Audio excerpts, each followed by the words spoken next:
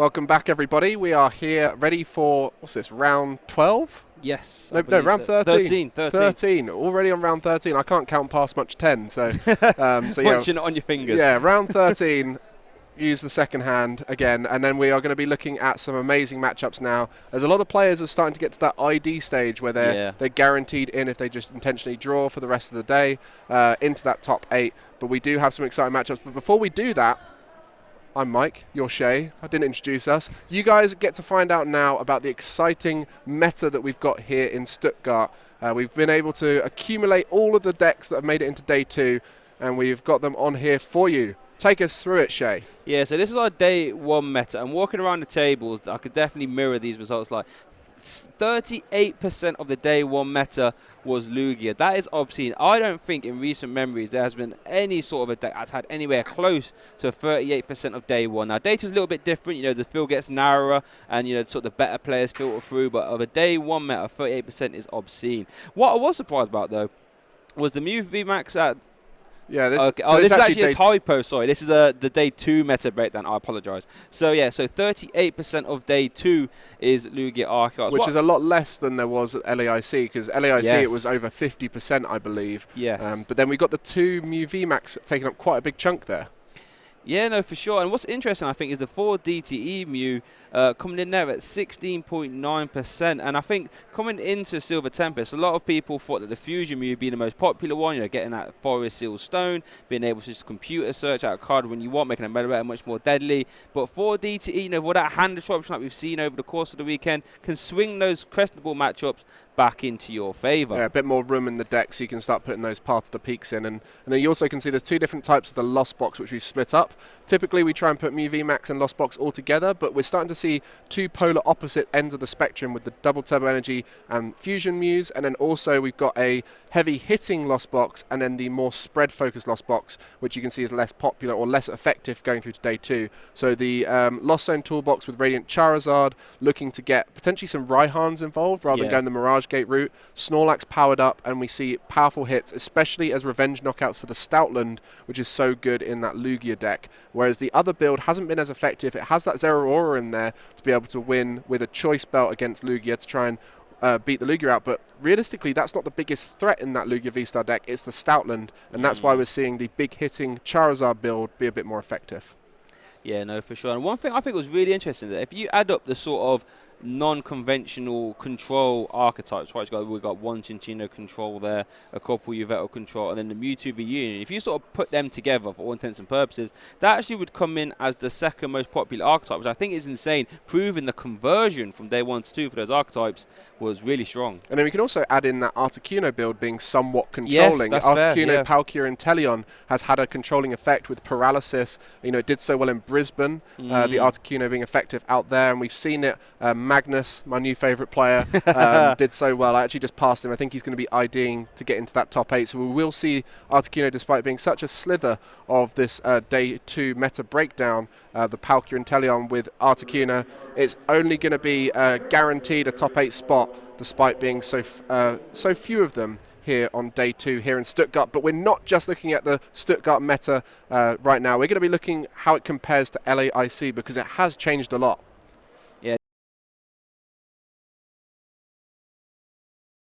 There on the Lugia V-Star, probably being the biggest change if I had to guess, looking at face value.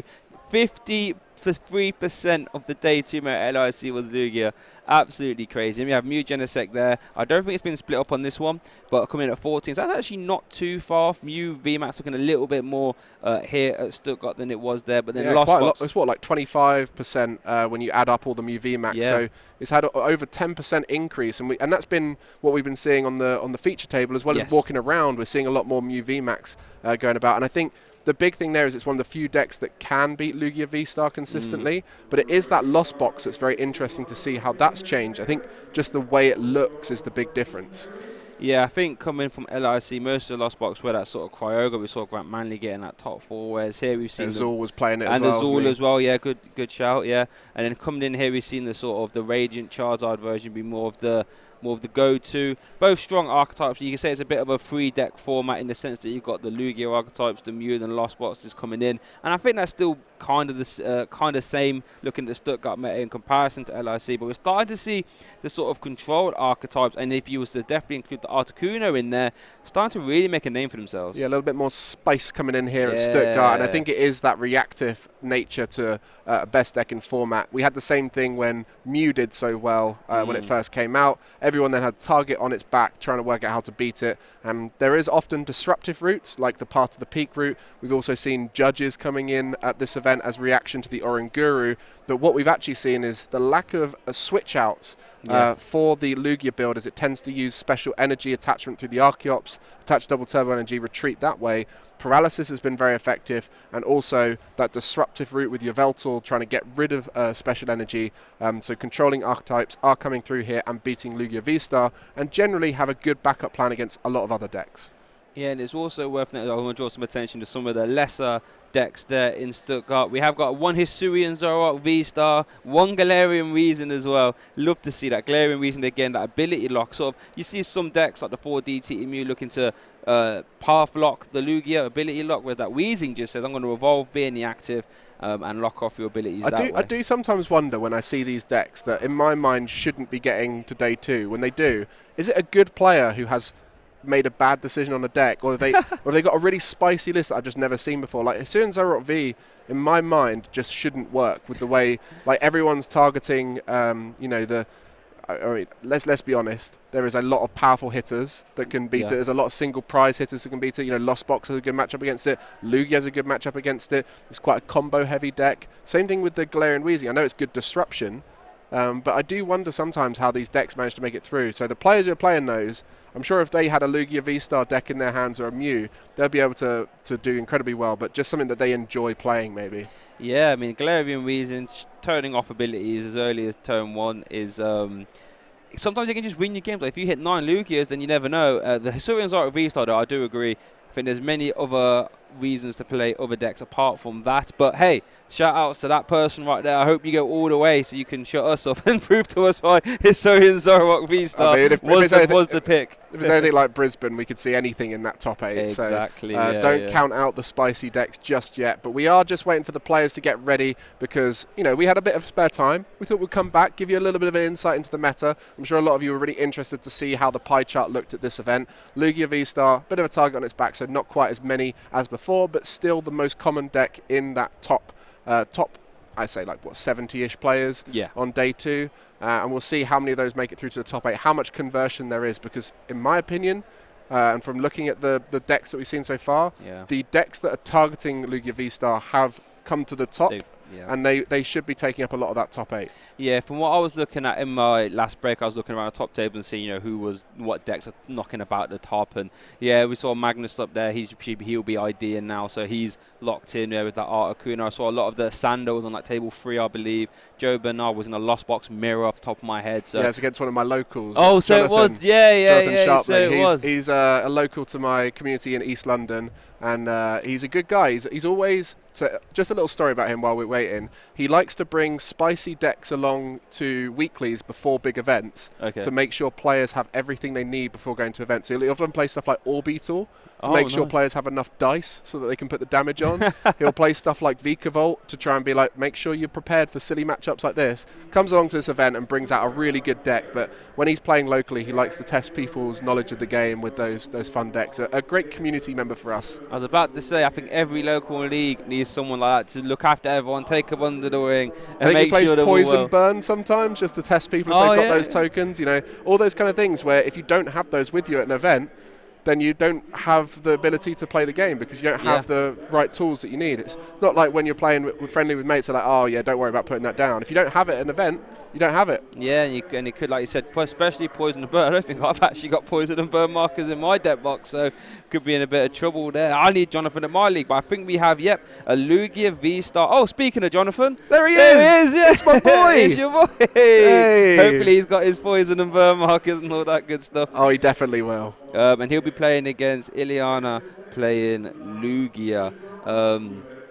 Wow, I'm guessing he would have tested the Lugia matchup, right? Lost Box. Oh, yeah. And Liliana, we saw them at Warsaw. They were playing Reggie's back then. And she played very well there. And, you know, regular top finishes It's good to see. But Jonathan doesn't frequently get into top finish. He sometimes judges, actually. So Okay. not always looking to play, but here representing my East London community, and will be looking to do so well. I mean, Kai Wainwright is also from our community, who Oh, really? got Wow. top 128 yesterday, Yes. which meant that he is guaranteed a spot for Worlds now. Just got over that Well done to 350 him. mark. So a strong community we're a part of. You Yeah. know, so it's always nice to see your locals on the stage. Oh, of course it is. Yeah, no, definitely. And East London is a little bit of a high-tier community right there. Love to see it. Love to see it. He did actually tell me when I said I'll try and get you on the feature table. He said, please don't put me on the feature table. But unfortunately, if you do this well, Jonathan, we have to bring you on eventually. Yeah, that's it. That's the nature of the beast. You know, if you're doing well, then you might find yourself on the stream table, and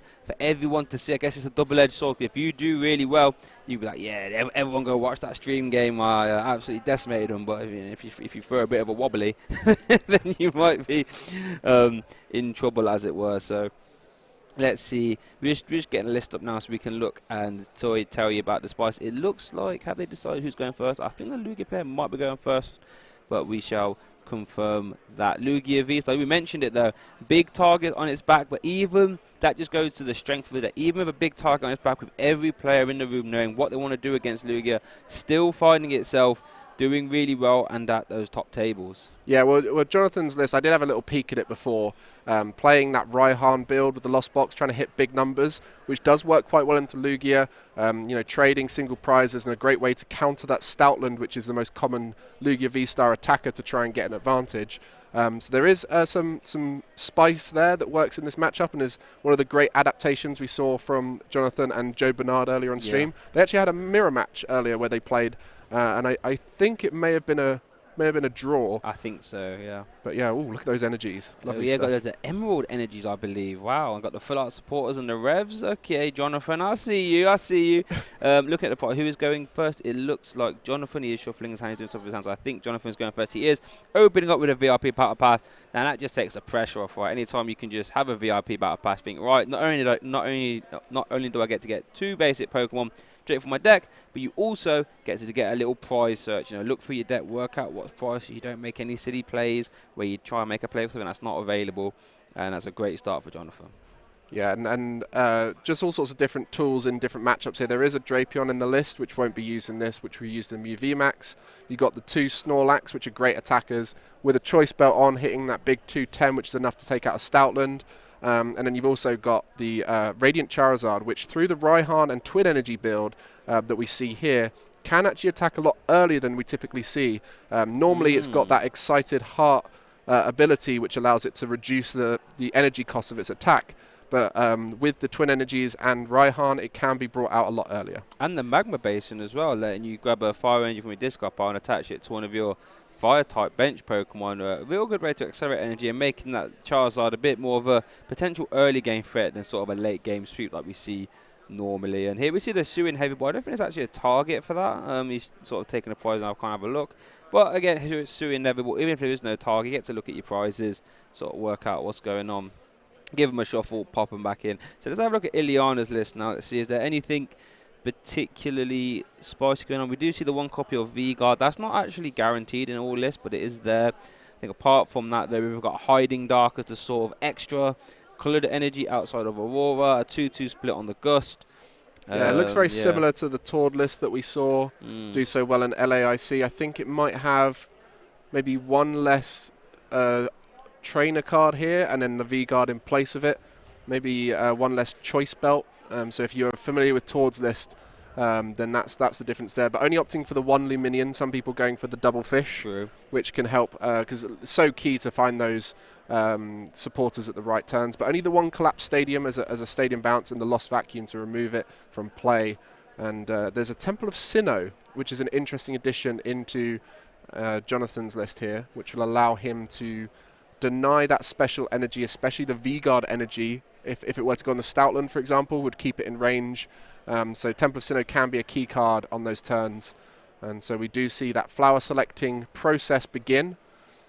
Looks like he's deciding between a quick ball and a switch cart there. And one important thing about that Temple of Sinnoh is that It actually makes the Stoutland a little bit harder to use in the sense that it turns off those powerful energies, which means the Stoutland might not be able to reach into the Comfey range while Temple of Sinnoh is out. So that could be an interesting wrinkle to the counter that is Stoutland. Yeah, I guess it's the debate of, do you put the Temple of Sinnoh down to try and deny the powerful colours, or do you bring it out after a V-Guard's been played to bring the hit points down of the Pokemon it's attached to?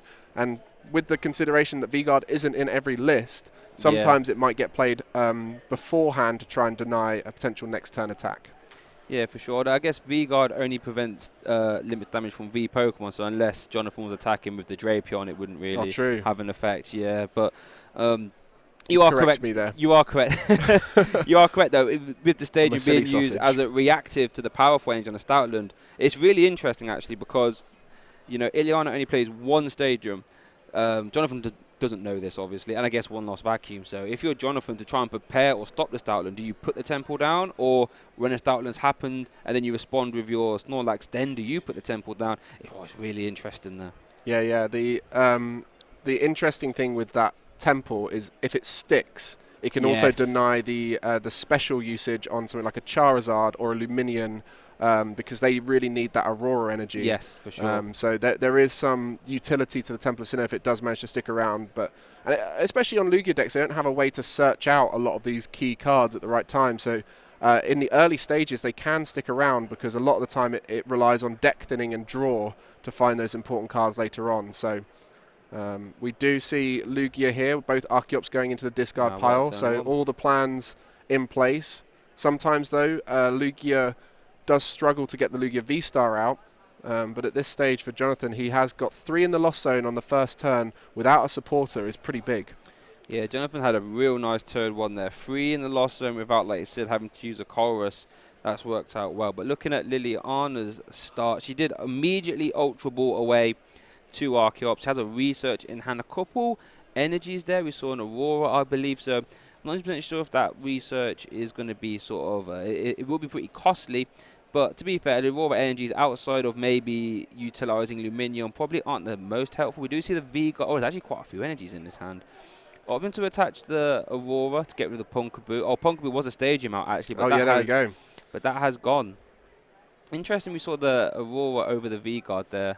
I wonder what the reasoning was. I guess V-Guard would always be quite nice, but I know we do see the assumption is the V-Guard's not going to come into play, but the Aurora on the Lugia doesn't make a difference too. We said the Drapion is not going to be used as an attacker, but it does hit for 190. It does. So 190 plus Choice Belt would put a Lugia in range. So if there was a situation where that might be needed, you know, Twin Energy isn't accessible, but there is the Raihan potentially. It's unlikely to be an option. There is 2 Mirage Gates in Jonathan's list, so having both Raihan options and Mirage Gate options. Yes. Very much looking to get those big energy costs down on things like the Charizard, like the Snorlax, and try and attack with those. This camera angle is so good. We get to see exactly what she's targeting. Going for the Yveltal, interesting. I guess she hasn't got many other 1 prize options, so Yveltal coming down nice and early. And I think, having a look at her hand, I don't think Liliana had a great hand on the back of that. I don't think I saw a ball search, and I might not have seen a supporter card, actually.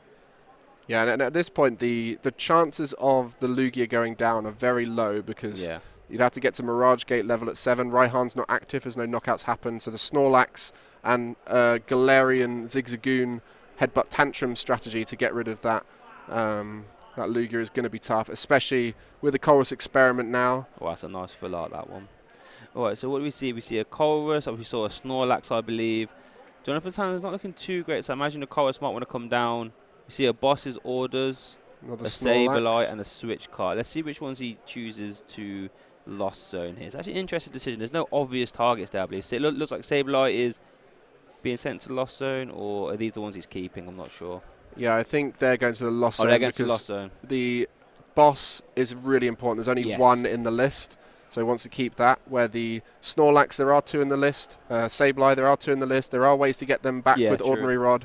So them being knocked out isn't the final chance to use them. And this is going to be a key turn to get that Lost Zone number above 7 for Mirage Gate access. Just needs a Cramorant to knock out the Manaphy, but potentially with an Escape Rope, there is the ability to attack one of those 2 bench Pokemon, which could be an attacker in a future turn. Yeah, I guess in an ideal world, you'd rather hit anything apart from this Manaphy. I mean, you would take a prize card. The one copy of Clara, I believe, is that one? Oh, the 2 copies of Clara. Okay, so there is 2 copies of Clara. So one of them has hit the lost zone, and like you said, I guess Jonathan's done quite well here. Lost zone in cards, he has multiple copies of, so it's not the end of the world per se. Clara, obviously, an incredible card when being used with stuff like Snorlax and Charizard, so it lets you just get them back. Oh, and just no attack, no Cramorant. That's a bit unfortunate there for Jonathan. Liliana's Manaphy lives. Here we see the Lugia V-Star come down. We see a capture energy as well. Let's see what this capture targets. Yeah, and both the Archeops can now be brought in with Summoning Stars. So that Stoutland now is going to be looking to activate. And again, this is why Jonathan didn't want to too aggressively attack with the Snorlax, because that is the main way to knock out the Stoutland in return. Snorlax is out of range of that Stoutland knockout because it is too bulky. But we'll see the Stoutland now being powered up after the Summoning Stars. Here Archeops, we got that capture energy on the active Manaphy, so it'll be able to retreat into the Stoutland. We need to see 2 powerful colourless onto the Stoutland and 1 more energy to power it up within range of that double dip Fang.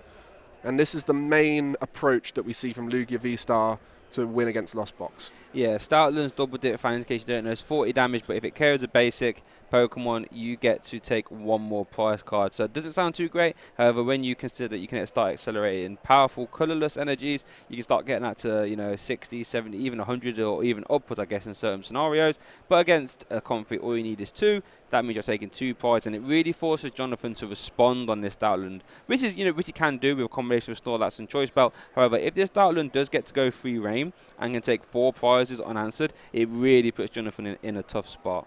Yeah, so we see the Snorlax is ready on the bench, but probably going to put the Comfrey forward. Just checking here, does have the outs to it, I think, based off of putting it forward, and doesn't want to take the risk with no switch outs maybe. Also might have an escape rope as the only switch out, so doesn't want to use that to remove the Stoutland from the active position. Oh, there's a Choice Belt. Okay. Does he have a Mirage Gate in hand? I think potentially might do. Maybe he was hoping to get off the Colrus. Only has two in deck, so it's not an easy out. It's not like the 4 Mirage Gate builds, which are a little bit more focused around hitting that 7 loss zone. There is Raihan, but can't be used now because of the Colrus experiment, so needs to find a way to accelerate an energy through Mirage Gate onto the Snorlax. I guess Twin Energy could work as well, right? True, yeah, Twin Energy could work, but I don't think he's got Twin Energy in hand. And there's only 2 of those in the deck, no way to search them out. Yeah, so we've got, 4 total outs between Mirage Gate and Twin. I guess 1 Mirage Gate's actually prized, looking at it, so 3 total outs in the deck. I'm intrigued to see what's in Jonathan's hand here, because if this Stoutland doesn't get KO'd, he could be in trouble. Choice Belt is one part of the puzzle, though, so let's see what Jonathan can do. The fact he put the Snorlax forward rather than having another flower selecting, to me, indicates that there was... Oh, no, so didn't... Was trying to get it off of that Colrus experiment. But instead... Was that a VIP Battle Pass? I didn't see what the target was, though, but a VIP Battle Pass does come down. Always the easiest of decisions there. Okay, so not ideal now, because that Snorlax was...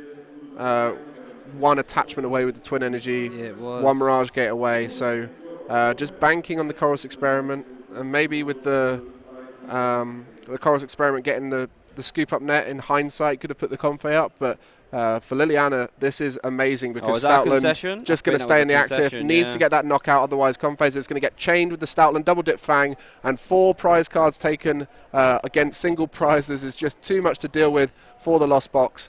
And a smart scoop here from Jonathan to try and get as much time as possible for a future game. Yeah, we know that Lost Box games tend to be... We know Lost Box games tend to be a little bit longer by nature of the beast, because Lost Box isn't really taking one-shots, at least in the early parts of the game, and it only gives up 1 prize at a time. So Jonathan identifying that if I go 4 prizes down without an immediate response, at least it's probably not going to be salvageable, so let's just shuffle them up and get time for game 2 and 3. Yeah, I guess he recognised he was in a position where he needed to start playing risky, because that Stoutland being there needs to get the knockout that next turn. By promoting it, put all his eggs in the basket of Colrus experiment, and in hindsight could have got another 2 looks with the Comfrey, but ultimately needed to find the exact few cards off of 7 draws with that lost zone. But anyway, not getting that game 1. Liliana playing very well, did everything needed, played the route perfectly, having also the Yveltal I think underestimated, because that was a denial of escape rope. Yes, 100%. If you give up that Lugia with the escape rope, that would potentially put them in a rougher spot, whereas your Veltal's a single prize. So very well played by Liliana, playing all the outs perfectly, doing what Lugia V-Star does best, and getting that Stoutland in play to start the Confe knockouts. And we'll see if it happens again in Game 2 for Liliana. Yeah, no, for sure. And I guess for Jonathan, he's going to try and have a response on that Stoutland if it comes out early. And it was a little bit unfortunate he didn't have it this game, but all you can do now is just shuffle him up, put that game behind you, and then just try and win games 2 and 3. There's plenty of time for him to do that. You know, he's a very experienced player. He's this far in the event with a great record. I'm sure he won't be rattled too much and get back involved. And then for Liliana, probably just do the same again, like you said. Had the 2-1 prizes out to deny escape rope into 2 prize Pokemon. Had the turn 2 Archeops. Had the turn 2 Stoutland taking 2 prizes. Liliana just wants to repeat that, I believe. And you also got to remember back to that turn where the Manaphy was sat in the active. Normally we see turn 2 for Lost Box, especially with that many Lost Zone cards. You see a Cramorant most of the time. Yes. You know, it was 3 in the Lost Zone in turn 1 without a supporter. There was a Chorus Experiment in turn 2 to not hit a Cramorant as that tempo attack onto the Manaphy, which would have helped potential future prize taking. So yeah, John just missing both the big beats that are needed for this deck in the matchup. No Cramorant early and no response to the Stoutland with the Snorlax. Which is unfortunate, but like I said, let's just get involved with Game 2 here. Both players are still in contention for top 8, I believe. So let's have a look. 3 Capture Energies prize for Liliana, as well as a couple Ball Searches and Evolution Insects. Might prove quite difficult because Lugia needs to get those 2 Archeops in the discard pile you know, as early as possible so it can fling them straight back into play as Summoning Star. And you do need a combination of Ball Search to be able to do that. Here we see Jonathan open up with a Snorlax. Probably not the best lead because you don't get any flower selections. We see the Twin Energy come down there, so it can be attacked next turn with 1 more attack. Oh dear. And we just see a pass over. No VIP battle passes, nothing like this. I mean, it's not the worst because Lugia can't get an instant knockout on that Snorlax, but it does look pretty bad for that Lost Zone number building up. We have mentioned the advantage with this deck is that you have access to Raihan, so you don't necessarily need to get to that Mirage Gate number to be able to power up your Pokemon, but realistically, Snorlax attacking this early does put you in a rough position because you don't have that deck thinning that you want to see with the Lost Engine. You don't have that access to Sableye, the access to Mirage Gates, access to Cramorant, and so no Lost Zone cards in this first turn. Not ideal, but Lugia just doing that first deck search, which is going to see that there's a lot of searching outs are gone, but it doesn't mean the Archeops and Lugia V-Star combination is not possible. No, and I'm sure, you know, Liliana would have played games, you know, this weekend where she's had, you know, Ball Search cards or Archeops prized, and to be fair, all you need to do is just get 2 in the loss into the discard pile as soon as possible and just fling them straight back into play. Haven't really seen the rest of her hand, I think, but hopefully we'll get a shot of that at some point. But sometimes you only need the 1, especially if you're going down the Stoutland route because it's a 3 energy attack cost, so you can manually attach 2 through the Archeops. So if it does come down to it next turn and there's still only 1 Archeops in the discard pile, the tempo of putting that 1 in play is often better than the 2. But Professor's research is almost definitely going to put in a good position here. Ooh, that's interesting. Oh no, she can use Reap the Wind to get that second Archeops in the discard pile. So the attack on Lugia there, coming in the clutch. We do see 1 Archeops in the hand, getting discarded, Reap the Wind, and she has the Lugia V-Star ready to go in hand. So this is a good start for her. Look at that, the staff quick balls there as well. Yeah, everything you need for next turn. So disruption would be needed here for Jonathan, but not much disruption in the lost boxes generally. Not a single Marnie. So this hand is going to stick for Liliana, so going to have access to that full strategy. And we see there the Battle VIP pass and the Drapion going into the Lost Zone. So that Drapion not available in the discard pile now, which is fine. Doesn't really get used in this matchup ever. Does he have the Choice Belt in hand? Because there's a world in which you can go Ziggy, Choice Belt, KO on this Lugia, right? But yeah, Headbutt Tantrum and the Zigzagoon gets that 10 damage needed. The Choice Belt on the Snorlax only hits 210. Needs to find a little bit more than that, but as we mentioned, this deck is very thick right now. So finding those exact outs is going to be tough. But with the Quick Ball, if there's a Choice Belt there... I think there is that last card on the left on his hand. Oh my, I think it might be. It's hard with all these gold cards. We can only see a little bit. Loves his bling, does Jonathan. Yeah, it does look very nice, to be fair. It does look very nice. The Twin Energy as well for a future Raihan play on a Snorlax.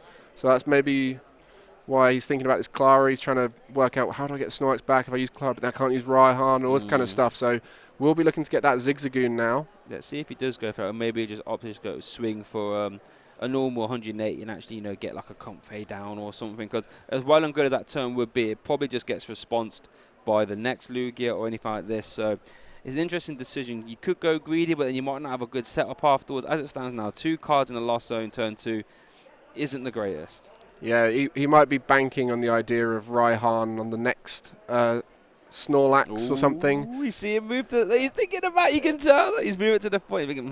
He's got the Twin Energy and Raihan in hand, which would be able to power up even maybe a Charizard. It would need a little bit more again, but taking 2 prizes does give you access to more cards. So, there is potential there. That by putting the Zigzagoon down, you do have another basic, so you're not going to get taken out of the game for a donk. So, it does work. And at this point, you do have to get those tempo attacks off. And attacking with Snorlax is safe from Stoutland as well. So no Comfey in play means the Stoutland route to get the prizes is not there. So an interesting route. Definitely not one that Jonathan would normally go for. But just based off of his starting hand, will have to be the route he is taking. As we see that 210 from the Snorlax. And there it is. Thumping Snore plus Zigzagoon. And it's going to stay asleep there to the left. Yeah, Jonathan will know that. He's done enough judging where he'll know what sleep looks like. So sleep to the left, and then that knockout coming through. Yeah, and that's very nice. The turn 2 prizes for Lost Box. Not something you see or hear very often, but like you said, Jonathan needs to win 2 games, opting to maybe play maybe a slightly more aggressive line of play to try and win this out. Liliana, though, we know, had a cracking hand. Got a Charizard there, got the Lugia down. Might even opt to even get the KO of the Charizard, leaving a 1 prizer in the active, since, Jonathan has taken 2 prizes now, so Excited Heart brings that energy cost down by 2, making it not as costly to use the Charizard. Yeah, and Charizard will get the knockout on the Snorlax, but then would have to stay in the active potentially, or get manually retreated through all those energy, and then that's when we start thinking about energy resources and where they are. But at the end of the day, Liliana sees this board state for Lost Box and knows that it's not a consistent one. Yeah. So the tempo play right now is so key to try and disrupt it as much as possible. Yeah, that's right. Even though Jonathan is 2 prizes up, like you said, the board state isn't the strongest. 2 cards in the Lost Zone, which means Mirage Gates are probably not going to be a factor next turn. No Comfey, there's definitely going to be no Sableye. The worst that can happen is maybe a Cramorant after a Chorus. Not the end of the world. Cramorant doesn't even hit for weakness, so a Charizard would be safe from that. Almost every attacker here actually in play would be safe from that, apart from that of Yveltal. So, yeah, it's looking like a very good situation for Liliana, at least for now. Yeah, I guess the Lugia V-Star might be good to use now because it can tank a hit. Yeah. But then equally, like you said, the Charizard would then mean a 1 prize in the active. So it'll be interesting to see which route Liliana takes. And this deck has got some nuance to it. You'd have to think through which energies you take, the resources, which attacker you use. And it does look to be that a active Lugia V-Star is going to be used. Powerful colorless, V-Guard, essentially useless in this matchup. Double turbo energy, cancelling out that 20 damage. So it's going to be doing 220 onto the Snorlax, more than enough for the knockout. And we'll put that Zigzagoon into the active. Yeah, we see the hiding energy on the Yveltal, just so Liliana has a free retreat now for the rest of the game. So obviously hiding energy is extra effect when it's attached to a dark Pokemon. It gives that dark Pokemon free retreat as well. So I doubt we'll be seeing the Yveltal be used for an actual attack because it only takes 1 prize in this matchup for the most part. But now at least Liliana has a pivot for the rest of the game. Okay, I think if there was a top deck of a Ball Search, we could have seen another Snorlax attack come off. But I think it might even be a Raihan attachment to the Zigzagoon to start finding things, which is not ideal. But that is an option to at least stay in the game. We do have that twin energy that could be used. And yeah, it looks like Raihan. Right, yeah. And that's going to try and teeter out some useful card. But I can't see right now if there's any card that can start a massive chain. You can get a Comfey out and retreat into it and start flower selecting. But realistically, this is not a strong position. Yeah, there's not like a sort of an immediate 1-card answer here. Like, you can't go for a research here. You've already played the supporter. I think you're right. The best card here is just going to be a retreat into Comfey. Comfey lets you look at the top 2, and then you can, start trying to get to work. But this Lugia isn't going anywhere anytime fast. Lugia's Tempest Dive has no drawback. You can just keep attacking again and again and again and start, putting on pressure. And, if Jonathan can't respond anytime soon, then I can even bring that Stoutland down. There's one Snorlax in the discard pile. Raihan's gone. Could be harder to maneuver into a next Snorlax as far as she's aware. So the Stoutland might start coming down, putting on pressure. I see one Choice Belt's already gone for Jonathan, so only one left in deck. So not looking great. Here is this Flower Selector, no. Potentially game saving. Hey, there's a Chorus Experiment, which will be useful next turn, but no utility now. A Fog Crystal can find out another Comfey, but I don't think there's a switch out available. Getting rid of Chorus Experiment into the Lost Zone is never an ideal flower selecting, but on this occasion, finding more Comfey is so vital. And it's going to be an attempt. Maybe it'll be just there for the post-knockout push forward, but yeah, it's not looking good right now for John. That's what we said, that Snorlax, yes, it's great to get that early knockout, but the board state was not a favourable one for the Lost Box. Yeah, and even then on that decision, if you was going to go for the KO, you just quick ball out a Comfey to have to get promoted afterwards. I mean, that's not even particularly great either. The lack of VIP Battle Pass really showing how strong. Oh, there was a good there was one. Really showing how important VIP Battle Pass is. Let's see what this 2 was. Ooh, gonna get a look. These gold cards are very nice, though, aren't they? Yeah, a little bit of a decision here needed.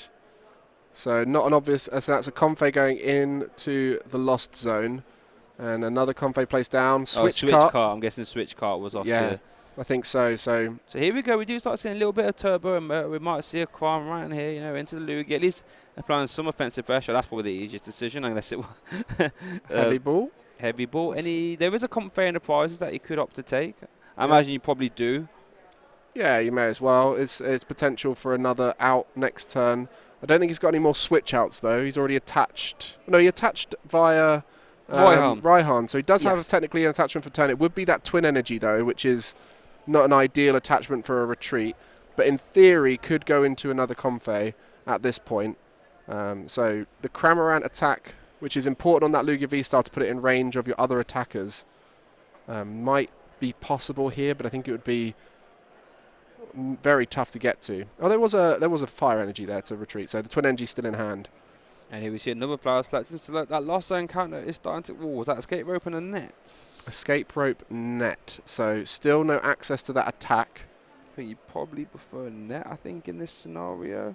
Yeah, because the Escape Rope might let Liliana start attacking with the Charizard or even Archeops maybe. You want to try and put damage into this Lugia for sure. It also just put the Yveltal into the active, which would then just free retreat into whatever they want. So yeah, we do see a pass there. So some progress into filling up that Lost Zone, but no ability to get damage on board. And at this stage, there is always a way for Lost Box to come back in some way. But against of all decks, doing it against Lugia has so much utility.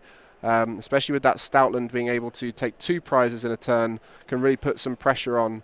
And we see that Capture Energy going down the Archeops. Wouldn't be surprised if we see that Stoutland attack come out now, aggressively start taking prizes, put that clock much faster through Jonathan's prizes, and start the game going in favour of Liliana. Yeah, I wonder if this will be the Stoutland turn. Like, the Lugia can retreat. The Lugia is actually kind of runnable in a sense that, a Charizard plus Choice Belt would actually KO it, going through the V-Guard and all that. And here we do see the Stoutland, so at least you can use a Stoutland to take some extra prize cards there. And let's see what she opts to do. Yeah, just thinking back to that Comfey turn, there was... Oh, I think there actually might have been. Yeah, there was a Raihan retreat, the Zigzagoon retreat, and then the Comfey retreated with the Fire Energy. So there was, I think, a potential double retreat there from Jonathan. So we'll see if the judges can maybe look into that. But right now we're just playing through Liliana's turn. So that Stoutland all powered up will be going into the active spot. So you see the Stoutland is going to be attacking there. And that's going to take 2 prizes on the Comfey. And the main thing here is Stoutland for the return knockout is incredibly scary because it needs to be knocked out, and this Lost Box build that Jonathan is showing is key to beating Stoutland. There is that Snorlax, the Raihan, all available to get that return knockout on a Stoutland, but we can see the current position, the board state. There is not many options available to Jonathan with Comfey in the active spot, flower selecting. We saw the hand, not a huge amount of options there. So we're just waiting now, as Liliana's going to check that discard pile, see what's going on there. We know there's another Snorlax in the deck. Charizard is a potential option there too. And still in favour of Liliana, I think. Yeah, Liliana's in a strong position here. I'm not 100% sure if the judges are aware yet, but looks like the judges have been alerted of that potential double retreat, so they're just going to look into that one there. But even so, Liliana, like you said, is in a strong position. Really hard for that Stoutland to get pushed out of the way. One choice spot in the discard pile. I think we've seen one Clara actually hit the lost zone as well, so it won't be easy to get a Charizard back. So there's one choice belt in the discard pile, so there's one left in deck. Charizard's left in deck and one Snorlax, but like you said, one drawback to this Lost Box sort of deck is that it hasn't got that sort of that summoning power. It can't just like a Future Truck system just dig until it finds what it wants. So it can't just play research trying to find what it wants. It makes it quite hard to summon up those one-ofs or two-ofs when you need them. Yeah, you need to be constantly digging throughout the game, so you start thinning out your deck, and then that way you've got everything you need when you need it. But just to talk a bit about that double retreat, and we see double attaches, especially on the feature table where there's that added pressure, and late on in the tournament where you start getting tired, you see double attaches, double retreats. Often see, in particular, we see those double attaches when it's used in an unusual way. So, for example, when you're retreating, you might double attach, and on this occasion, the reason why the attached double retreat happened is because one of the energy was through a Raihan, so you almost forget that you've attached retreated because you've done it in a different way. So that's typically when you see those mistakes. And another situation is using special energies. Using a capture energy, you think of it as a ball search rather than an attachment, or something like an Aurora energy or a Speed Lightning where the secondary effect, you're using that rather than the actual attachment.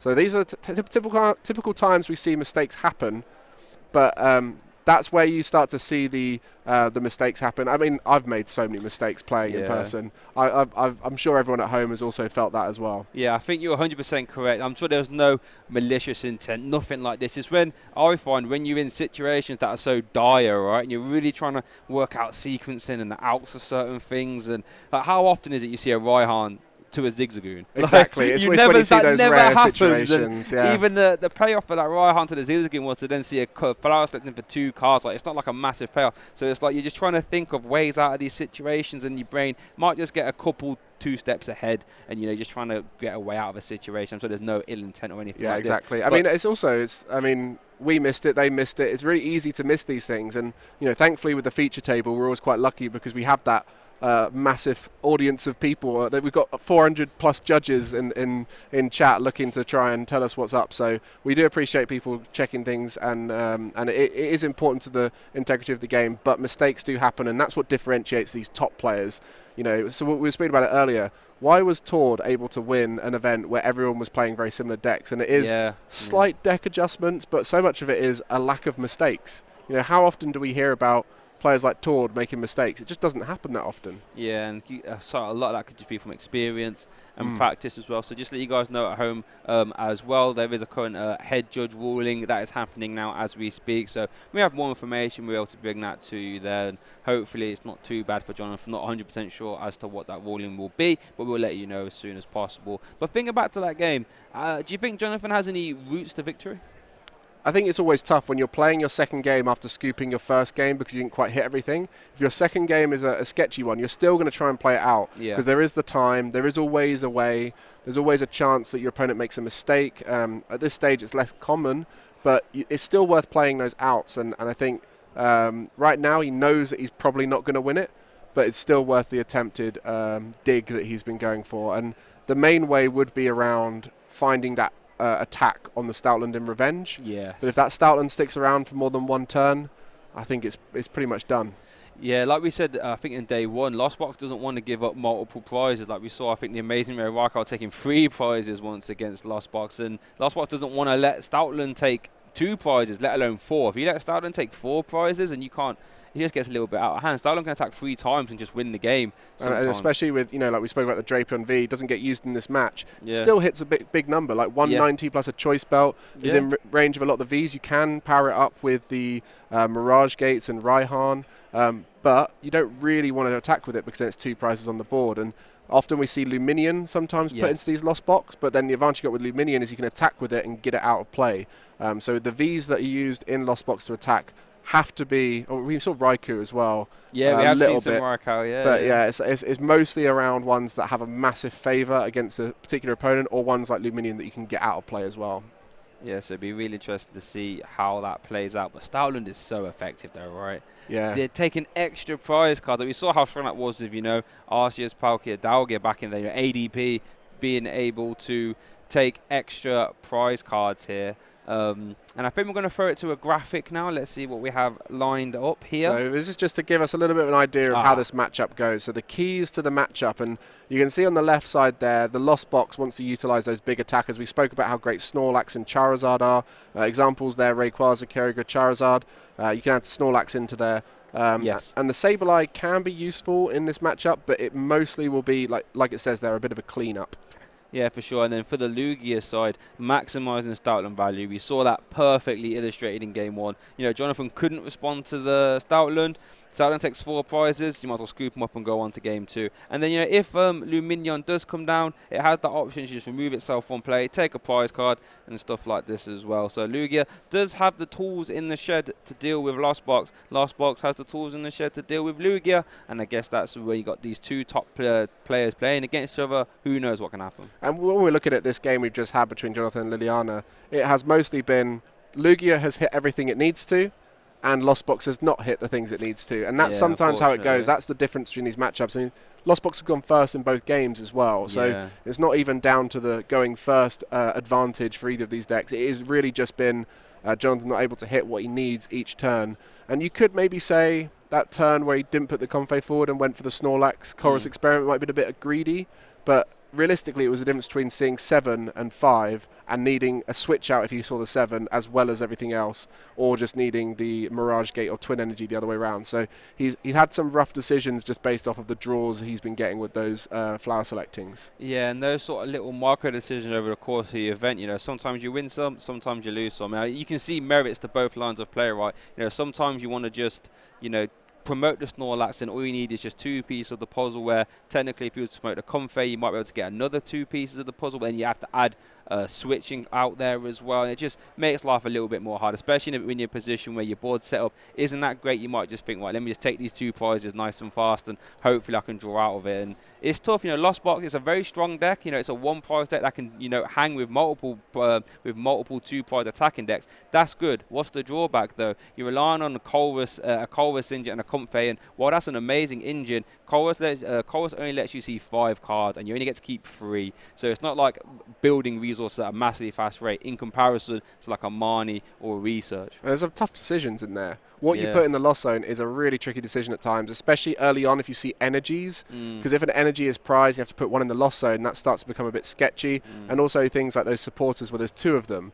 You can put 1 in the Lost Zone, but then you might start thinking, well, what if one's prized? And there's not a lot of deck searches early on with the box. So you got VIP Pass, Fog Crystals, and those Quick Balls, main routes that they do it. But for the most part, they're going to be doing a few flower selecting sometimes without being able to search. And that's a fantastic point, actually. A lot of decks, you just get that first deck searching, you can work out what's prized. And I guess one nature of the beast of Lost Box as well, there plays a lot of 1-ofs, or in this case, a lot of 4-ofs. Like we saw yesterday, some of the Lost Box decks were playing like 4 Mirage Gates. Jonathan has opted to play only 2 and a Magma Base, and you can argue that gives you a little bit more versatility, but it also means when you're trying to make plays that try and find the Mirage Gate, you've only got 2 to find now. And sometimes when you're only seeing 5 of Chorus and a couple of flower selectings, it can make it a bit harder to make those combos happen. But that Raihan, you could see why it would be good against the Stoutland, because the main reason some players are opting for Raihan now over the Mirage Gate route is you really need to be able to get that return knockout on the Stoutland 100%. when the Stoutland's in play. And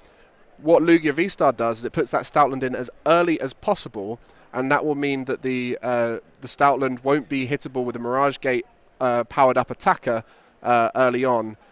So we see here, we're back in the game, and it looks like it is Jonathan's turn here as we... I think the Stoutland took its knockout, and it's back to Jonathan on his turn. And so we'll find out exactly what the ruling was with the judge. But yeah, we were mentioning the Raihan route. It allows you to power up an attacker before you've hit 7 in the Lost Zone, which is so key against Stoutland because it could come out earlier than you've got stuff in the Lost Zone available. And speaking of the Charizard, we've mentioned it a little bit before. Here it comes now. Liliana has taken some prizes, so they're excited. Always here, Temple of Sinnoh as well. Not 100% as effective now that Stoutland's gone because Lugia, hits for 220 anyway. Oh, wait, the Temple of Sinnoh stops the twin. Is that relevant? I think because it counts as one So it colourless counts as energy. one colourless still, so there's 2 attacks. She's taken 3 prize cards. It attacks for 5 energy in total. That should be okay still, yeah. It still counts for 1. Got a bit worried there for a second, but no, it's fine, it's fine. You sometimes wonder when people make those decisions how much Jonathan knew about that before. Are you at? Yeah. No, I understand. So yeah, he gets the twin energy on there. So we see a fire energy on the Charizard, a twin energy, and that's going to be a Lugia powered up in the active spot, is going to get that return knockout. Because there was a double prize penalty against Jonathan, there was only 1 prize left needed for Liliana, and so she's able to get that 1 prize through the Charizard there. Liliana going 2-0 here against the Lost Box. Yeah, and all shout outs to Liliana there. She played that really well. Just for you guys, you viewers at home, what it was, there was a double prize penalty there for Jonathan, because there was only 1 illegal move, and that was the Flower Select, and that was reversed, so the gameplay was restored with onto Jonathan's turn with a double prize loss penalty there, which is why Liliana just had to finish it off with the Lugia. He's going to tell me off. We got him onto the feature table. He drew terribly. He got a prize penalty because he made a mistake. He's going to blame me for that because I was saying we should get him on. And he did beg not to go on. But, once you get to this stage and you get him 8 wins in the Swiss, you will eventually go onto that feature table, Jonathan. So it was good to see you there. Thank you for representing our community. But next time, draw a bit better, would you? Next time, draw better, will you? That's funny. But all shout outs to Liliana, though. She parted the deck well. Amazing. When you see Lugia free flowing like that, right, it's just so strong. It can summon its options because of all the 4 of Bull Search. You can accelerate 4 energy from there. You can just get this down when you want. You get Lugia when you want. Yeah, and we didn't really get a chance to see Liliana's skill in the game. When she was playing Reggie's at Warsaw, making amazing decisions to try and thin out the deck as much as possible throughout the whole process. And when we saw it there with the Lugia, didn't really need to think too hard, made the right decisions at the right times, but ultimately just played the right tempo early on and was able to get that knockout as quickly as possible. Yeah, no, she done super well. All credit to her. But I think we're going to throw it to a Meet the Casters video there. We get a little bit more about us. That'll be fun. Oh, no.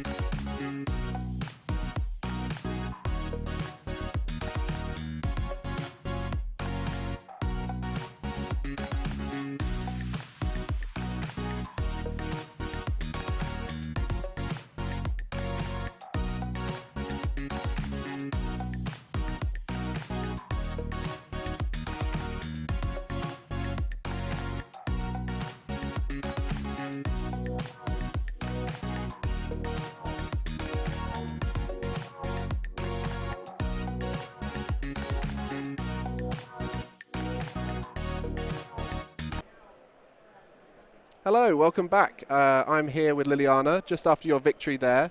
How are you feeling after that? I'm feeling pretty great. Yeah, I wasn't really expecting it. Yeah, you're now on 31 points, I believe. Yeah. Yeah, and that match went quite in your favour. You know, the Lost Box couldn't quite get everything out at times, but you played very well, you drew very well. Was there anything that made you a bit worried at any point during that match? When he knocked out my Lugia, his first turn, yeah. Oh, yeah, with the Snorlax, very unusual thing to see. I just wasn't, like, I was thinking if I should, like, bench another Lugia, because I knew, like, he played Zigzagoon, but I wasn't really expecting that he would get all the thing he needing, because like he didn't really like played even colorless or comfy. So Yeah, it was. I think there was nothing in the loss zone when he got that knockout. Yeah. So an unusual route there with the Snorlax, and you also prized 3 capture energy, yeah, I right? priced 3 capture energies. So with that game, it was quite hard to find those draws, but you did get into it. You've been using the Lugia V-Star here at the event. How have you found that deck to be here in Stuttgart? I didn't really expect it to be that good. So I only, like the games I lost, it was just because I bricked, and it was like 2 games. So it's pretty good, yeah. It seems to be the only downside for Lugia is those first turns if you can't quite get everything out. And like I said, you're now on 31 points, in a very good spot to make it into that top 8.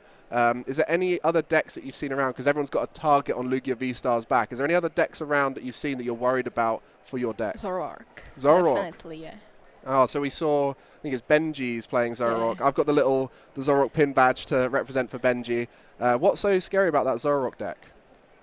I think the slow bro, like, you need to, yeah, like if you're on 1 prize, he takes 2, so you need to take 3. Yeah, it's just hard to win. Yeah, because they got that ability at the end to just also sort of you're win losing instantly. Because you have weakness, so. Yeah, with that Raichu that can come out. So, yeah, the Zoroark box, one of the best decks to fight Lugia V-Star. Great against Mew with the Mighty Yenna. Struggles a bit against Lost Box, so it's done well to dodge and weave potentially to get into that top 8. But likely going to be in that top 8 for yourself.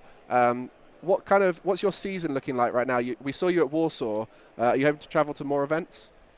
I played at Lille, but I didn't get through.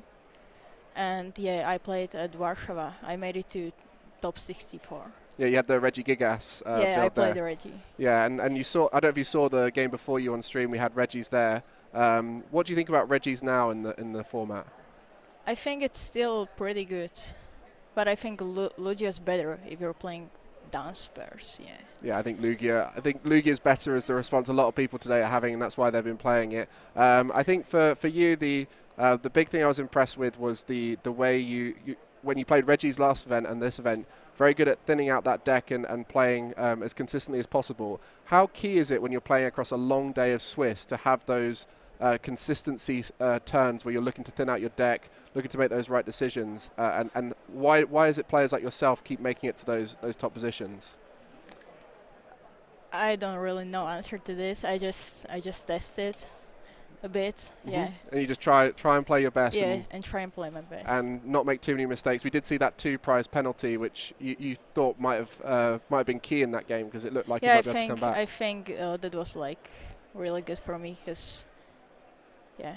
But maybe like he would, because he had like a really big hand, like he had like 9 cards maybe, so they wouldn't be really good. Yeah, and Lost Box always has a way towards the end. Before we let you go and have a break and start working out whether you can ID and get into that top 8 that way, is there anyone you want to shout out or thank at home? I want to shout out to Andrei Kubal. Any reason? I tested with him, so. Yeah, we've had the last shout out we had was thanking someone else for testing. I think it's really key for you top players to be able to have those testing partners and really get the best deck possible. So thank you very much, Liliana. It's been great chatting to you, and I wish you the best of luck with getting into that top 8. Thank you.